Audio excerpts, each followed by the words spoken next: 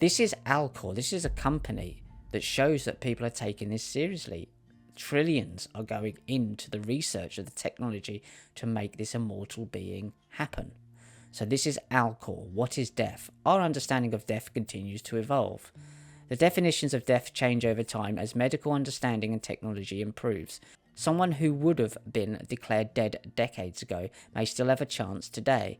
Death used to be when a person's heart stopped, that when their heart couldn't be restarted, and now is being extended further. So they're saying that it's not just when your heart goes that you're dead. The most accurate definition of death.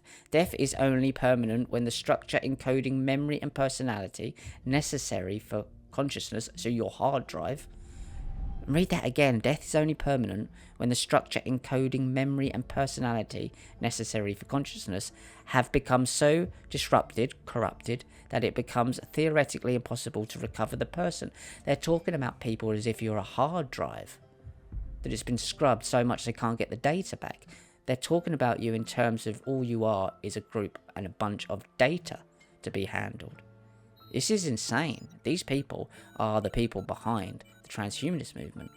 This is called information theoretic death. They've got a term for it.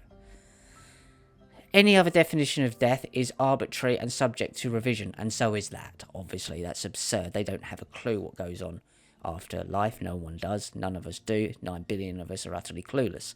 And that's something we're going to have to come to terms with, in my opinion.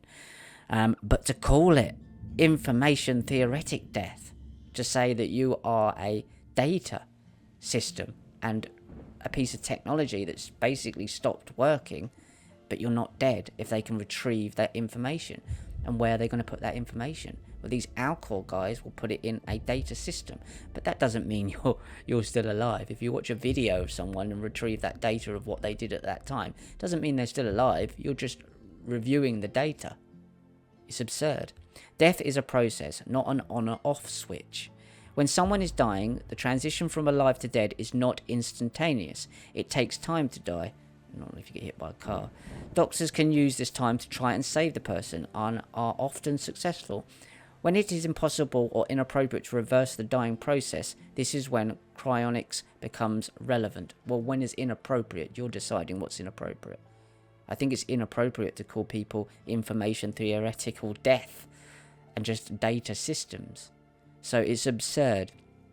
They don't know what they're doing. But cryogenics is what these guys, Alcor, work in. You can see that with L. Ron Hubbard in Scientology and the Church of Spiritual Technology. That is cryogenics. That's in New Mexico. That's possibly connected to Zorro Ranch and all the transhumanist weird stuff he was doing at Dulce Base and Los Alamos. These guys have been working on this technology to try and become immortal for hundreds of years. The dying process can be paused. Cryogenics is currently the best known method for pausing the dying process in a way that allows for potentially restoring good health and medical technology in the future. Cryogenics is an ambulance to the future. But they have no idea